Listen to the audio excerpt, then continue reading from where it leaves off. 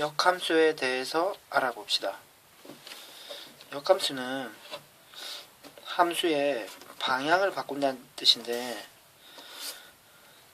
다음과 같은 예시를 통해서 정확한 의미를 확인해 봅시다.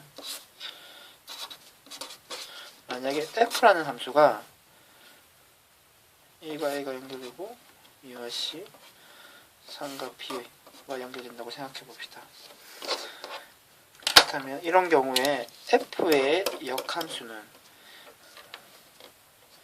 a에서 1로 연결되고 b에서 3으로 그리고 c에서 2로 연결되는 함수를 이야기합니다.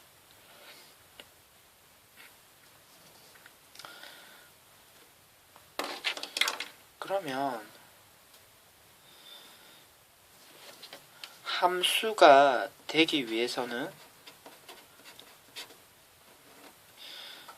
x의 정역에 있는 모든 원소들이 연결이 되고 3과 같이 연결이 되지 않는 함수가 있어서는 안 되겠죠.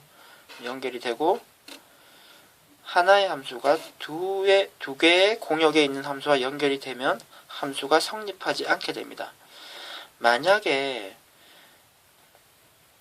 지금 공역에 ABC 외에 D, E와 같은 다른 원소가 추가적으로 있었다면 역함수는 성립할 수 없게 됩니다. 왜냐하면 D랑 E와 연결된 함수가 없기 때문이죠. 따라서 우리가 앞에서 1대1 대응에 대해서 공부를 했습니다.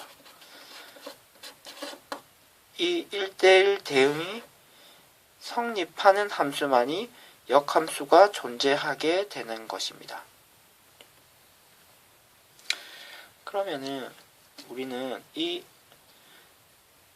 역함수의 표현에 의해서 다음과 같은 성질을 먼저 확인할 수 있습니다. F1이 A와 연결된다면 F의 역함수는 A와 1이 연결되게 됩니다. 결국 역함수를 사용하게 되면 1, 2가 A의 위치가 바뀌게 됩니다. 다음 성질을 확인해 봅시다. 우리 합성함수의 역함수를 생각해 봅시다.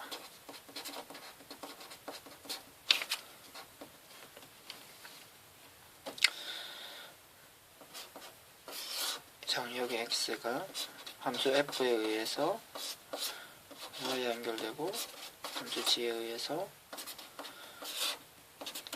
z와 연결되는 함수를 생각해 봅시다. 당연히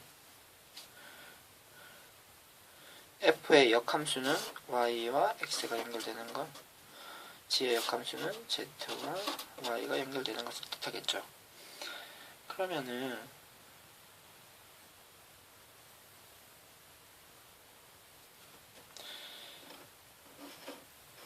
G 합성 F라는 합성함수는 X를 Z와 연결시키게 되겠죠. 그러면 이 함수의 역함수는 어떤 연결을 뜻하게 될까요? 당연히 Z를 x와 연결시키는 함수를 뜻하게 되겠죠. 그렇다면 z와 x를 연결시키기 위해서는 우리는 z를 g의 역함수에 대입하고 다음으로 나온 결과를 다시 f의 역함수에 집어넣으면 되겠죠. 이를 우리는 합성함수의 표현법에 의해서 다음과 같이 표현할 수 있습니다. 결론적으로 이와 같은 G 합성함수의 역함수는 다음과 같이 표현된다는 것을 알 수 있습니다.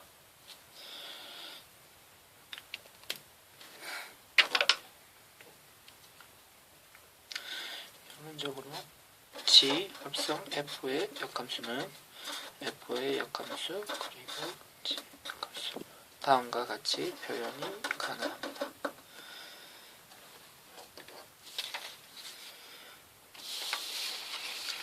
그러면 실제로 역함수를 계산해 보도록 합시다.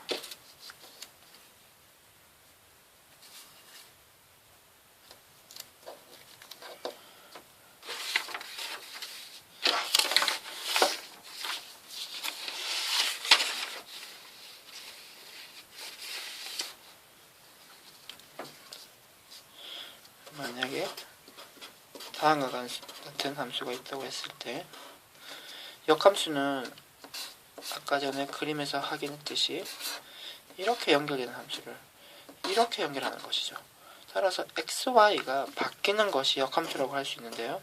따라서 xy를 위치를 바꾸기만 하면 우리는 역함수를 구한 것이 됩니다. 하지만 우리가 간행적으로 함수는 y 이꼴 어쩌고 저쩌고 이렇게 표현을 하죠. 즉 이렇게 구한 역함수를 y에 관해서 정리할 필요가 있습니다. 정리를 하면 그리고 4분의 1을 곱해줘야 되겠죠. 다음과 같이 됩니다. 그래서 이와 같이 우리는 y는 4x 플러스 1의 역함수를 구할 수 있습니다. 그러면 한번 역함수의 성질을 확인해 볼까요? 이 함수에 우리가 x에 1을 대입하게 되면 y는 5라는 결과를 얻게 됩니다. 그러면 이 함수에서는 어떨까요?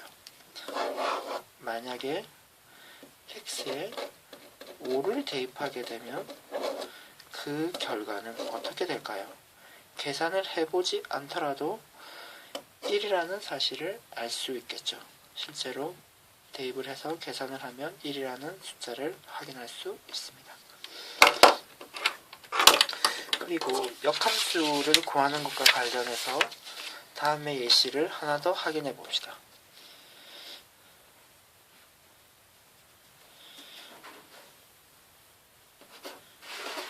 y는 x제곱 플러스 1이라는 함수가 있다면 우리는 이 함수의 개형을 알고 있죠. 다음과 같은 함수가 됩니다. 하지만 이 함수 전체를 생각했을 때는 이 함수는 1대1 대응이 아니죠. 하지만 이 전체 x 범위가 아닌 x의 범위를 x가 0보다 크다는 쪽으로 축소를 한다면 이 함수는 1대1 대응이 됩니다. 따라서 역함수가 존재하기 위해서 정의역을 다음과 같이 축소를 시킵시다. 그러면 y는 당연히 다음과 같은 범위를 가지게 되겠죠.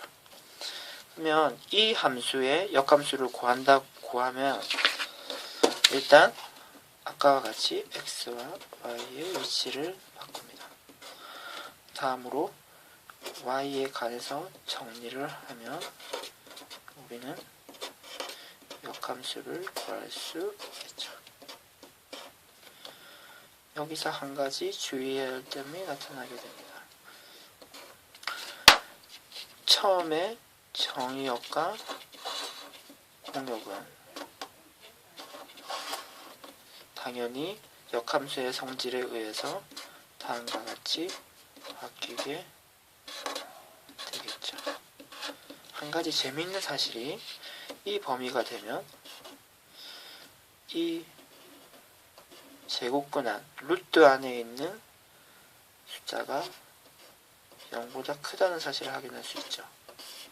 알다시피 복소수가 되면 0보다 작게 되면 제곱근 안에 있는 숫자가 0보다 작게 되면 복소수가 돼서 우리가 그래프로 나타낼 수 없다는 사실을 여러분들도 알고 있을 것입니다. 결론적으로 정역과 공역을 역함수를 구할 때는 주의해서 확인해야 됩니다. 다음으로 역함수의 그래프에 대해서 알아봅시다.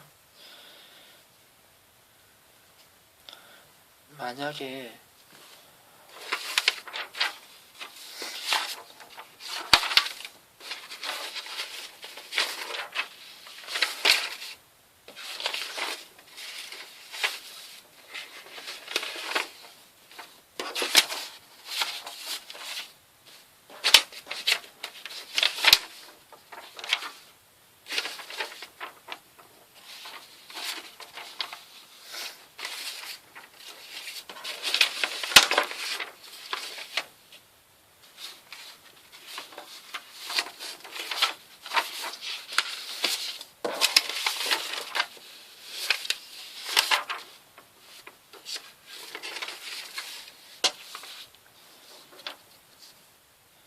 다음과 같은 함수가 있다고 생각해 봅시다.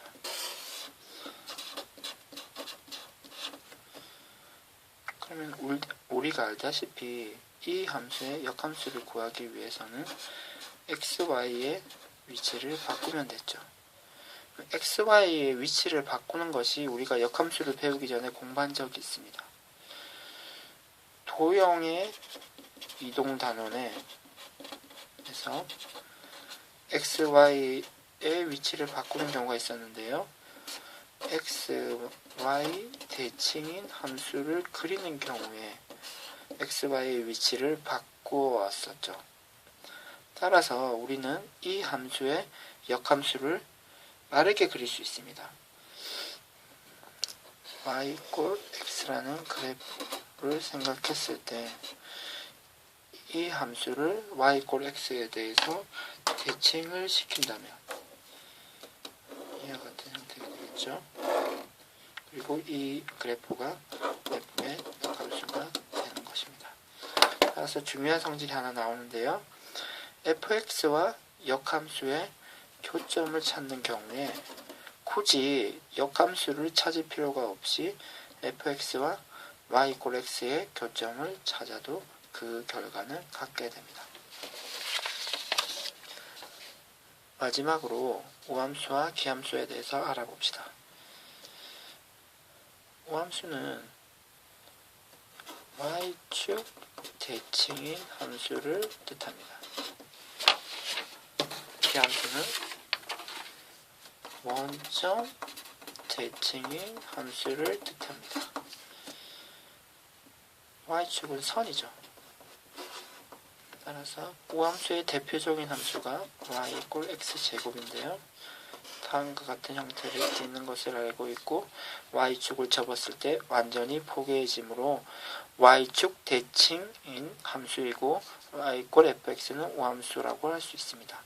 이 함수 같은 경우에 우리는 이와 같은 특징이 있는데요.